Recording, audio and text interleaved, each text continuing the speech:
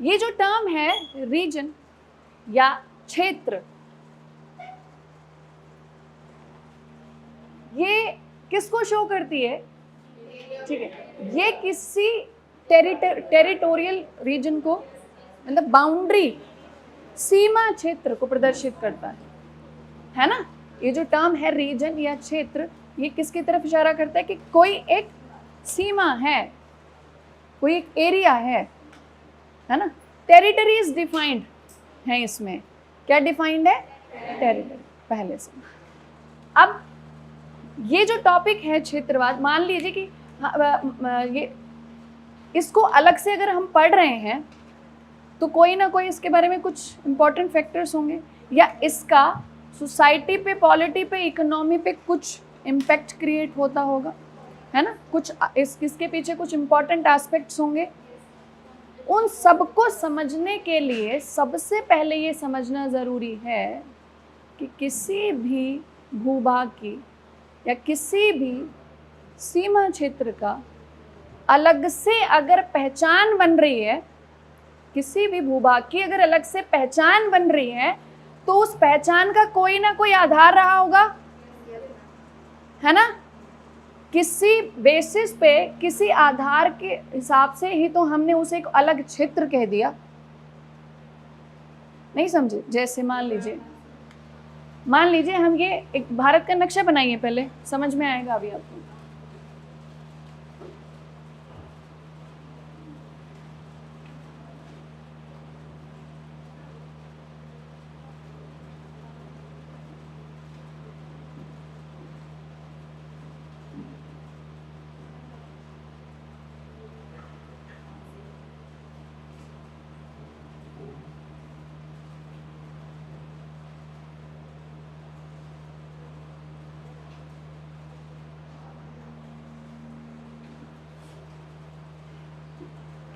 अब यहाँ पे ये तो हो गया हमारा नेशन, हमारा राष्ट्र, हमारा देश। और अब इसी देश को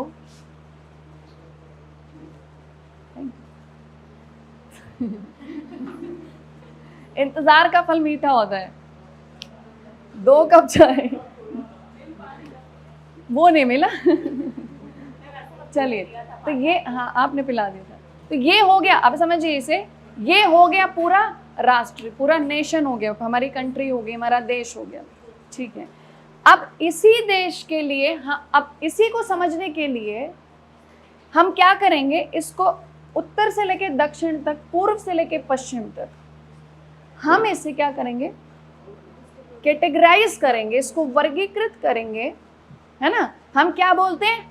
उत्तरी भारत, दक्षिणी भारत, पूर्वी भारत, पश्चिमी भारत। मतलब हमने खुद अपने देश की पहचान बनाने के लिए, समझ डेवलप करने के लिए कि भारत के उत्तरी क्षेत्र में इस तरीके की प्रकृति है या भौगोलिक क्षेत्र है, इस तरीके की फिजियोग्राफी है। मतलब हमने क्या कर दिया, उसको क्षेत्र में डिवाइड कर दिया, अलग अलग क्षेत्र बना दिए ना, रीजन बना दिए ना हमने खुद ही, है ना। फिर हम क्या करें, मतलब हमने डायरेक्शन वाइज अपने ही देश की स्टडी करने के लिए, उसको एक पहचान देने के लिए हमने क्या किए थे, उत्तरी भारत, दक्षिणी, पूर्वी, पश्चिमी। ठीक है, इसके बाद ये तो एक तरीका हुआ किसी भी एक कंट्री के को स्टडी करने के लिए या उसके एरियाज को डिफाइन करने के लिए हमने डायरेक्शंस का यूज किया। उसके बाद और क्या क्या तरीके हो सकते हैं क्षेत्र के लिए, रीजन डिफाइन करने के और क्या क्या तरीके हो सकते हैं। ठीक है, अब वो तरीके क्या होंगे, क्यों बांटना जरूरी होता है क्षेत्र के आधार पर, क्यों वर्गीकृत करना जरूरी क्यों होता है, ताकि मान लीजिए ये तो भारत है जहां पे हम कहते हैं फिजियोग्राफिकल डिविजन्स बहुत ज्यादा है, डाइवर्सिटी बहुत ज्यादा है।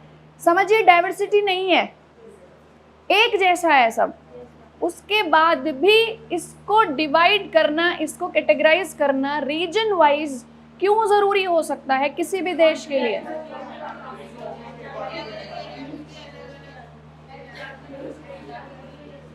फॉर एडमिनिस्ट्रेशन की जो प्रशासन है उसको लागू करने के लिए उसको क्षेत्रों में बांटना जरूरी है ना, ताकि जो भी नियम बने, जो भी पॉलिसीज बनती हैं, उनको प्रत्येक व्यक्ति के पास, प्रत्येक नागरिक के पास पहुंचाया जा सके। इसलिए हम इसको क्या करते हैं, अपनी पूरी टेरिटरी को, अपने देश को एडमिनिस्ट्रेटिव पर्पज से हम क्या करते हैं, क्षेत्रों में विभाजित कर लेते हैं। ठीक है, तो पहला विभाजन हमने किस आधार पर किया कि अपने देश को समझने के लिए, ये जानने के लिए कि उत्तरी तरफ भारत ऐसा है, दक्षिणी भारत, पूर्वी पश्चिमी, मतलब दिशाओं के आधार पर हमने डिसाइड कर लिया। दूसरा, हमने एडमिनिस्ट्रेटिव पर्पस, ठीक, और यही कोर पर्पस होता है, ये भी ध्यान रखना, यही कोर होता है, सबसे मुख्य यही होता है।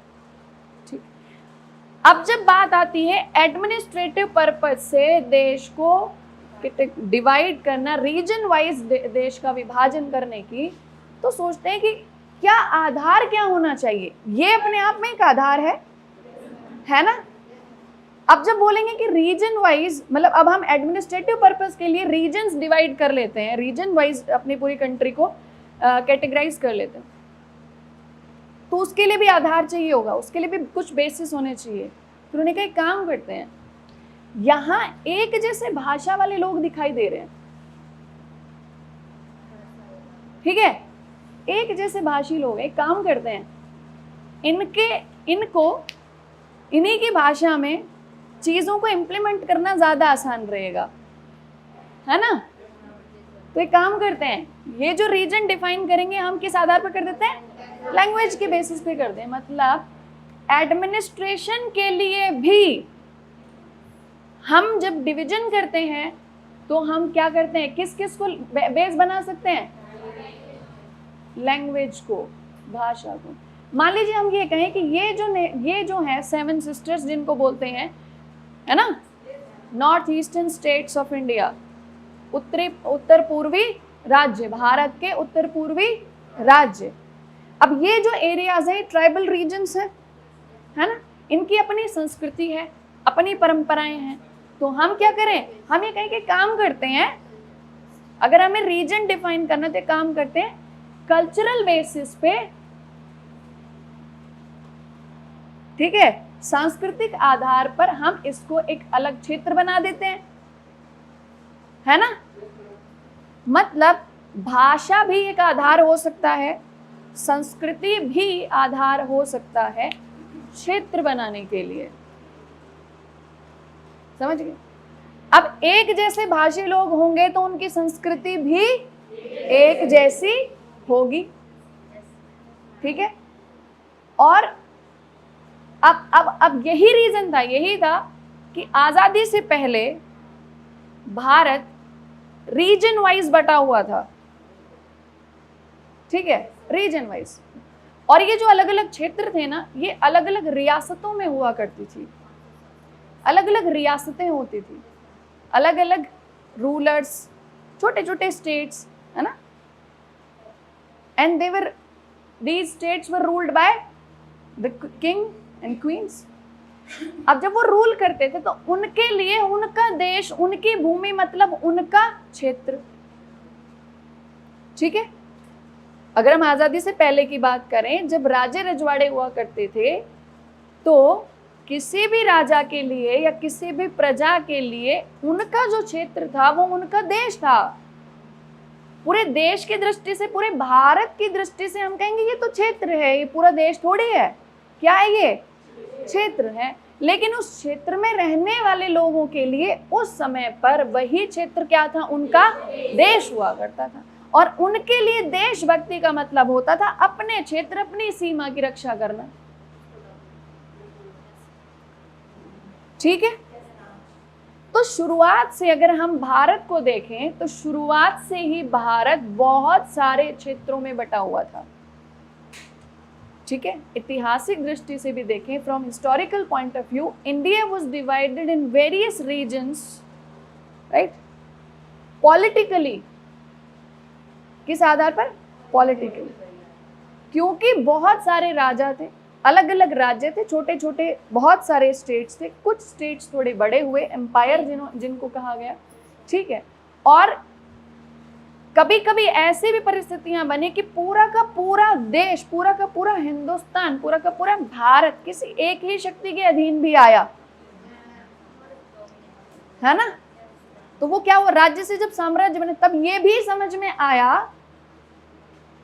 कि भले ही विविधताएं कितनी भी हो, लेकिन राजनीतिक शक्ति अगर एक होगी तो भी अखंडता, एकता बनाई रखी जा सकती है, ठीक है।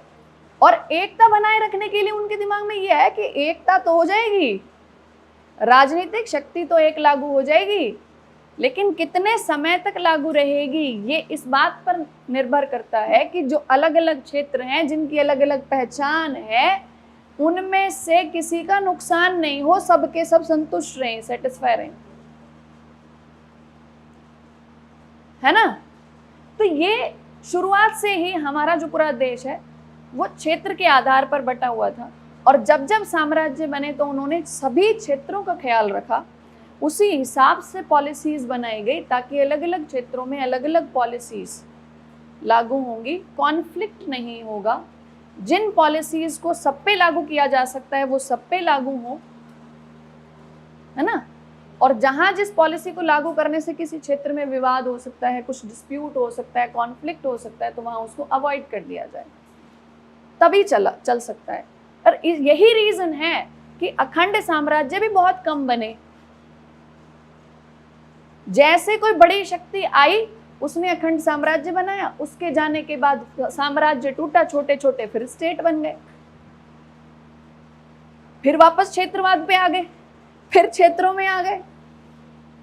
मतलब ये जो क्षेत्र शब्द है ना, क्षेत्रवाद जो है, रीजनलिज्म जो है, ये अपने आप में बहुत इन्फ्लुएंशियल रहा है। ये आप समझ रहे हो कि जब कोई ताकतवर सम्राट होगा जिसने क्षेत्रीय विविधताओं के होते हुए भी राजनीतिक शक्ति लागू कर दी तो कर दी, जैसे ही वो गया और थोड़ी सी सेंट्रल पावर थोड़ी वीक हुई, वैसे ही वो क्षेत्रीय विविधताएं है ना, वो अपना इन्फ्लुएंस क्रिएट करेंगी और तुरंत इंडिपेंडेंट होके वापस अपने रीजनलिज्म में सेट हो जाएंगी। और यही रीजन है कि साम्राज्य बने, जब वो टूटे तो बहुत सारे राज्य बने, फिर कोई एक महान सम्राट आया, उसने फिर सबको एक कर दिया, जब वो गया तो फिर टूट के राज्य बन गए। क्यों बार बार ऐसा हुआ? ये तब बार बार होता है जब क्षेत्रवाद बहुत ज्यादा प्रभावी होता है, जब रीजनलिज्म बहुत ज्यादा इन्फ्लुएंशियल होता। और इंडिया तो इसलिए खास है क्योंकि यहाँ पे रीजनलिज्म के आधार बहुत सारे हैं, यहाँ की फिजियोग्राफिक डिवीजन इतनी स्ट्रांग है, इतनी डाइवर्स है कि चाहकर भी इनको एक नहीं किया जा सकता, मतलब नहीं मर्ज कर सकते। क्षेत्र अपना प्रभाव रखेगा ही रखेगा। हम नॉर्थ इंडिया को, सेंट्रल इंडिया को एक साथ मर्ज करके एक जैसा एडमिनिस्ट्रेशन लागू नहीं कर सकते, क्योंकि नॉर्थ इंडिया का वेदर अलग है, क्लाइमेट अलग है, वहां की इकोनॉमिक कंडीशन अलग है, तो बिल्कुल एक जैसा रूल उनके ऊपर इंप्लीमेंट नहीं किया जा सकता। तो देश रहेगा, नेशनैलिटी होगी, नेशनैलिटी विद रीजनलिज्म, समझ रहे हो? राष्ट्रवाद होगा, राष्ट्रवाद के साथ क्षेत्र भी होगा। ये भारत की खास बात है, को एग्जिस्टेंस होगा दोनों का। समझ में आए? हाँ,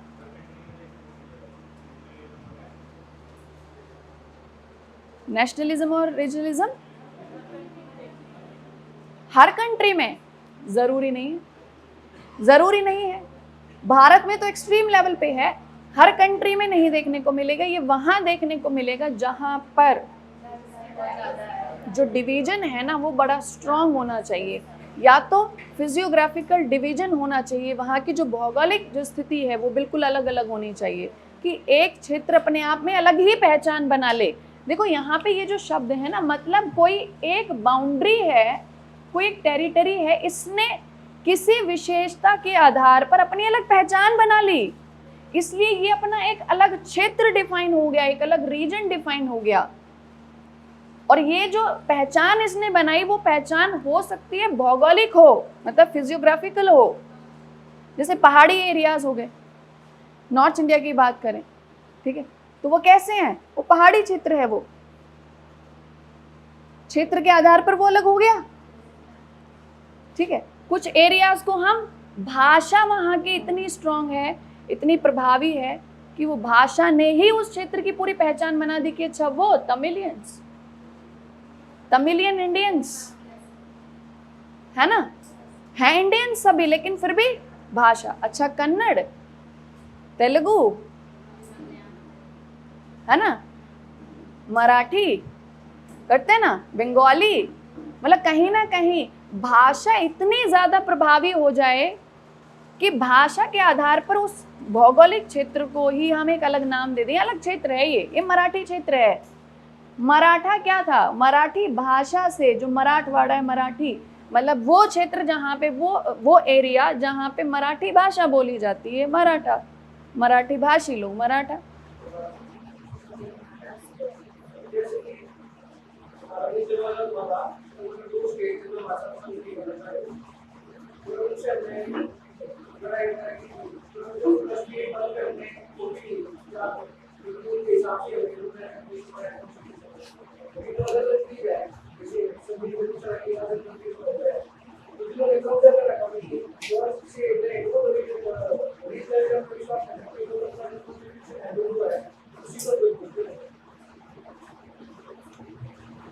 आप ये कहना चाह रहे हो कि अगर डिविजन्स हैं किसी दूसरे कंट्री में, है ना, तो पहली बात तो उस डिवीजन के पीछे रीजन कुछ और होगा, ठीक है, और उसके बाद अगर उनको मतलब बाउंड करके रखा हुआ है ना,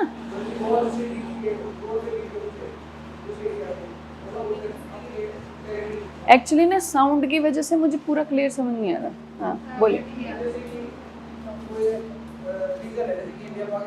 हाँ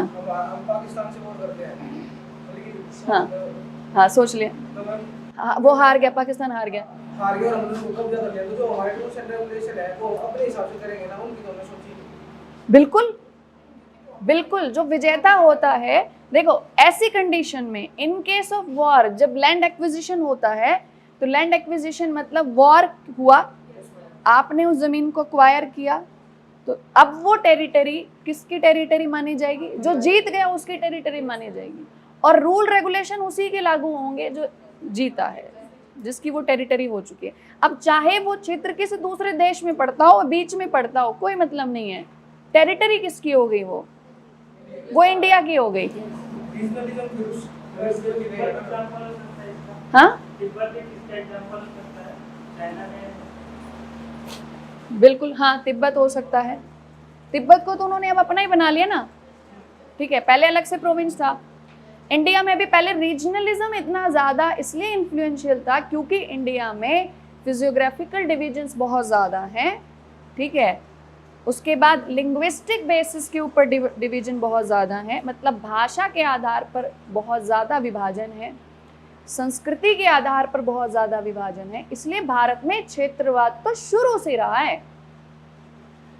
हमने इसको पूरा एक देश, हमने कब माना इसको, कैसे जब हमने इतिहास देखा, जब हमने मौर्य साम्राज्य के बारे में पढ़ा, हमने कहा कि एक मौर्य साम्राज्य भारत का प्राचीनतम साम्राज्य था, जिसने इतनी क्षेत्र विविधता होने के बावजूद भी पूरे के पूरी टेरिटरी को, पूरे क्षेत्र को एक राजनीतिक शक्ति के अधीन कर लिया और चलाया बखूबी। इसका मतलब क्या कि भले ही क्षेत्रवाद हो लेकिन फिर भी अखंड राज्य बन सकता है ना। तो वो हमें कैसे पता चला, वो हमने इतिहास को देखा, तब हमें समझ में आया। इसलिए आज हम वही कर रहे हैं कि जब पहले हो सकता था वो आज भी हो सकता है। आज भी क्षेत्र विविधताएं कितनी भी हो, लेकिन हम सब क्या हो सकते हैं, यूनियन की तरह काम कर सकते हैं ना, यूनियन अभी इंडिया है ना। चलो और सोचो, और इंडिया के रीजनलिज्म के बेसिस लिखो, 4-5 पॉइंट्स लिखो, भारत में क्षेत्रवाद के क्या क्या आधार हैं वो लिखिए फटाफट।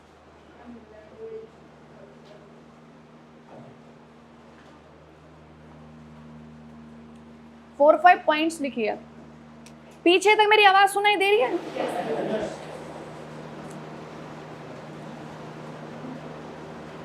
And you have just 5 minutes, 5 minute है, कम से कम 5 पॉइंट लिखने हैं।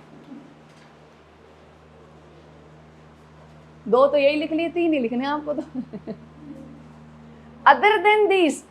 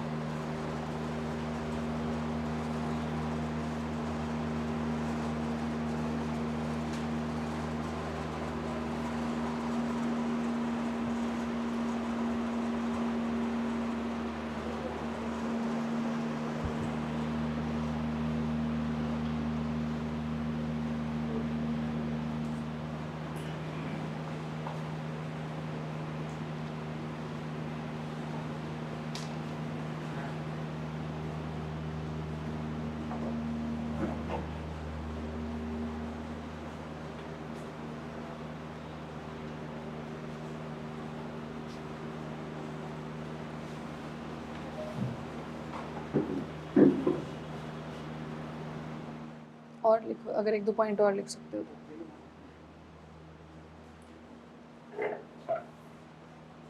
दो और बाकी हैं।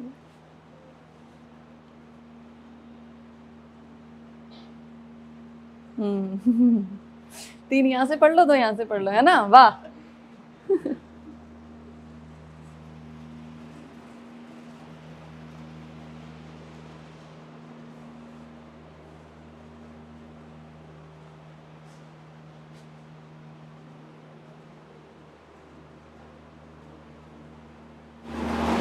हो गए 5 मिनट तो?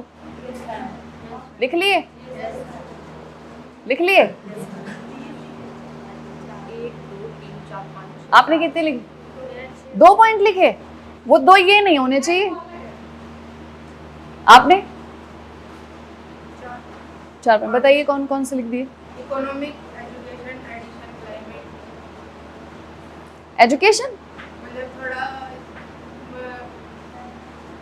मतलब जो पढ़े लिखे डेवलपमेंट, अलग डेवलपमेंट एरिया। अच्छा अच्छा, ठीक है, गुड। और आप बताइए कौन कौन से?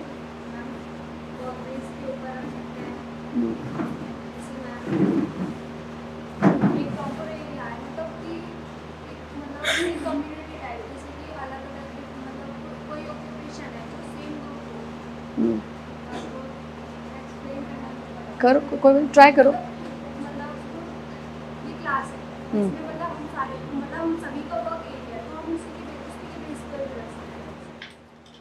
ओके, मीन्स अगर एक जैसा वर्क एनवायरनमेंट हो, एक जैसी अपॉर्चुनिटी हो, उस बेसिस पे आपने कहा कि वो एक अलग रीजन हो गया। ठीक है, इसका एग्जाम्पल दीजिए। एग्जाम्पल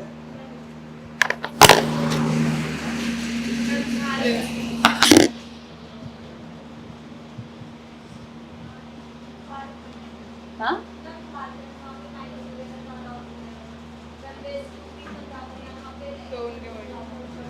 ओके, जो वर्क बेसिस आपने कहा उसका एक एग्जांपल दीजिए मुझे।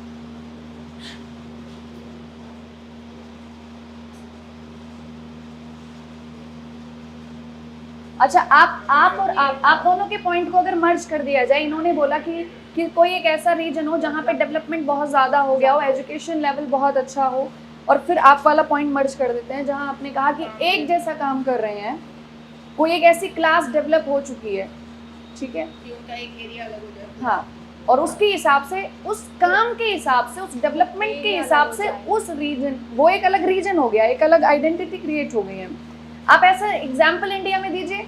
IT sector, exactly, industrial sectors, हाँ, industrial sectors, industrial areas, IT sectors like Bengaluru, Hyderabad, IT power, Gurugram, है ना? मतलब ये क्या है कि डेवलपमेंट के बेसिस पे, ये है ना, रीजन अलग, वर्क एनवायरनमेंट के बेसिस पे उसको भी एक अलग रीजन डिफाइन कर दिया, region within the region. अच्छा, और बताइए पॉइंट्स पीछे, मुझे ना बताइए।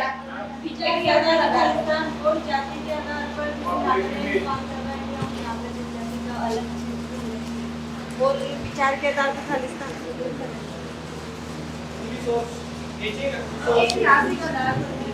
हाँ, एक जैसे इतिहास हो तो फिर एक और अलग जैसे रीजन धर्म बन के आधार जाए। पर यस, भी, yes. Very good. और हाँ, समुदाय। अच्छा, एक जैसे क्लाइमेटिक कंडीशन हो। क्लाइमेट ये किसी को समझ। अच्छा चलो, अब आप एक काम करिएगा, अब मैं किसी भी क्षेत्र की एक विशेषता बताऊंगी, यस उसके बाद आप उसको कनेक्ट करेंगे from economic point of view. ठीक है, कि अगर कोई रीजन है उसकी मैं अगर ज्योग्राफिकल कंडीशन बताऊं, उसकी भौगोलिक स्थिति बताऊं, तो उसके बाद आप कनेक्ट करोगे कि वहाँ इकोनॉमी कैसी होगी, फिर आप कनेक्ट करोगे कि वहाँ पे पॉलिटिकल कंडीशन कैसी रही होगी, ठीक है, सोशल कंडीशन कैसी रही होगी या कैसी है, ठीक है, और कैसे वहाँ इम्प्रूवमेंट और किया जा सकता है या वहाँ के रिसोर्सेज को कैसे और यूटिलाइज किया जा सकता है। ठीक है, और इसमें एक चीज और ध्यान रखना है कि जब भी कोई रीजन अपने किसी भी आइडेंटिटी से मतलब किसी भी मतलब वजह से किसी भी आधार पर उसने अपनी एक अलग आइडेंटिटी क्रिएट कर ली, अपनी पहचान बना ली और वो बहुत ज़्यादा सुपीरियर हो चुका है, बहुत डोमिनेंट हो चुका है एजुकेशन वाइज, ठीक है, इकोनॉमिकली बहुत ज़्यादा सुपीरियर हो चुका है, तो क्या उसका इफेक्ट नेशनैलिटी पे पड़ेगा? बढ़ेगा बढ़ेगा। क्या इंटर रीजनल इन्फ्लुएंस वो कॉन्फ्लिक्ट्स क्रिएट होंगे? होंगे। जैसे नॉर्थ आप एग्जाम दो। इंडिया में कॉन्फ्लिक्ट चल रहा है, जैसे और नॉर्थ इंडिया और साउथ जैसे इंडिया में। देखो इसका फर्क कैसे पड़ता है, कहीं चाहे फर्क कैसा भी हो, वजह जो भी हो, लेकिन फिर भी कहीं ना कहीं उत्तर और दक्षिण भारत का थोड़ा सा एक डिफरेंस क्रिएट होता है ना, एक माइंडसेट अलग बना हुआ है, लेकिन फिर भी हम सब क्या कहते हैं, वी आर वन, नेशनैलिटी हमारी क्या है, वी आर इंडियन, लेकिन फिर भी क्या है, उत्तर और दक्षिण भारत का थोड़ा इन्फ्लुएंस बनता है, होता है ना। ये प्रॉब्लम्स है हमारे देश में, और ये अच्छाई भी हम कह सकते हैं कि इतनी प्रॉब्लम होने के बाद भी साथ में कोएग्जिस्टेंस है ना। ये सच है कि नॉर्थ ईस्टर्न स्टेट से जब कोई भी बच्चा इंडिया यहाँ पढ़ने आता है, नॉर्थ इंडिया पढ़ने के लिए आता है, ठीक है, तो कहीं ना कहीं उनको एक अलग ही रखा जाता है, उनकी अलग ही पहचान रहती है, वो खुद भी अपने आप को औरों से अलग ही अलग रखते हैं, और जो बाकी लोग हैं वो भी उनके साथ मर्ज होना नहीं चाहते। कल्चरल डिफरेंस कह लो, लिंग्विस्टिक डिफरेंसेस कह लो, ठीक है, रीजनल इन्फ्लुएंस कह लो, रहते आते दोनों एक जगह है। मान लीजिए नॉर्थ इंडिया से एक बच्चा आया, सेंट्रल इंडिया से एक बच्चा आया, एक नॉर्थ ईस्टर्न स्टेट से एक बच्चा आया, आके दिल्ली में, नोएडा में, यहाँ गुरुकुल में यहाँ पढ़ रहे हैं, ठीक है, अपने आप वो विश्वास नहीं होता है उनको। अगर आप उनको कुछ आपस में भी, अगर वो आपको कुछ बोलेंगे, आप उनको कुछ बोलोगे, तो विश्वास करने में बहुत ज़्यादा टाइम लगता है। क्यों? क्योंकि आपके माइंड में उनके रीजन के अकॉर्डिंग, उनके क्षेत्र के अकॉर्डिंग एक अलग पहचान बन जाती है, तो विश्वास करने में बहुत ज़्यादा टाइम लगता है। ठीक है, तो चलो मैं आपको यहाँ पे थोड़ा सा, आपका ब्रेनस्टॉर्मिंग सेशन है, मैं यहाँ पे पॉइंट आउट करूँगी रीजन, वहाँ की फिजियोग्राफिकल लोकेशन मतलब कंडीशन भी आप बताओगे, ठीक है। चलो आप बताइए ये क्या है? ये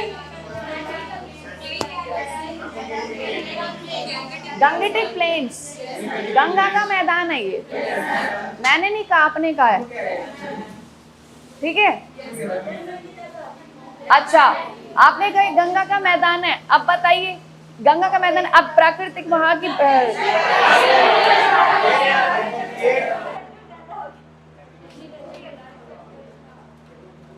ये गंगा का मैदान है, तो भौगोलिक स्थिति बताइए यहाँ की कैसी होगी। अब ये नहीं मानेंगे फर्टाइल लैंड, पहले सॉइल का फॉर्म बताइए कौन सा है। एलुवियल सॉइल, जलोढ़ मृदा,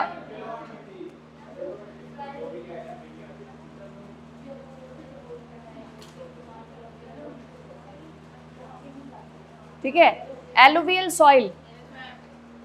अब अगर ये सॉइल है तो ये कैसी सॉइल है? फर्टाइल है, उपजाऊ है ये। अच्छा,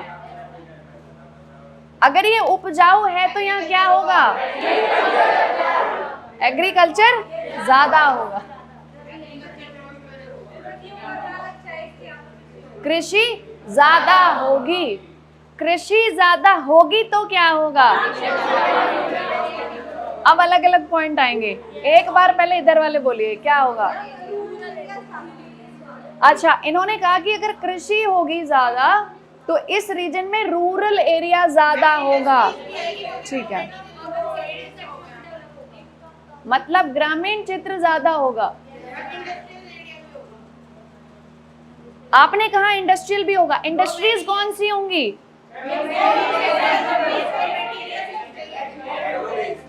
एग्रो बेस्ड इंडस्ट्रीज होंगी, है ना? कौन सी इंडस्ट्रीज होंगी? Agro based. एग्जाम्पल बताइए।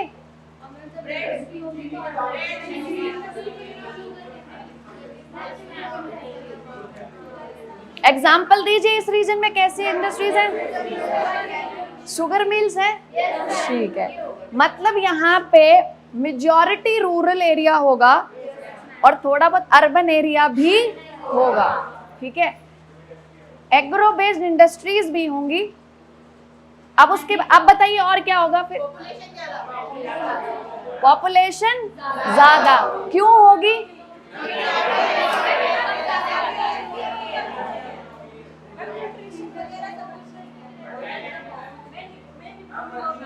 क्योंकि ये जो रीजन है,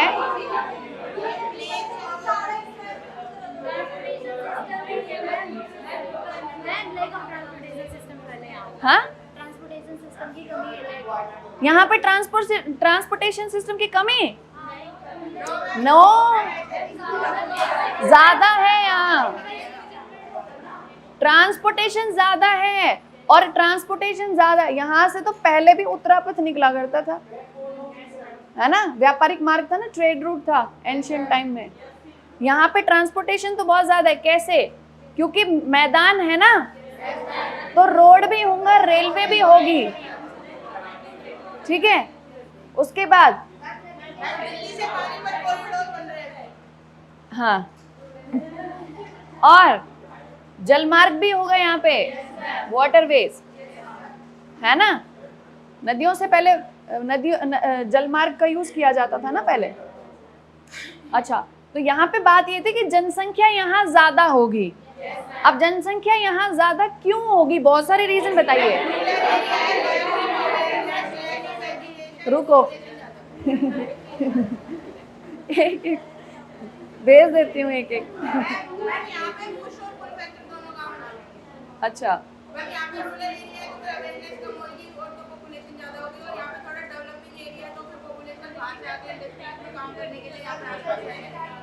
बाहर से तो आएंगे, बाहर से तो तब आएंगे, यहीं वालों को मतलब पूर्ति नहीं हो पाती, यहीं वाले बाहर आते हैं।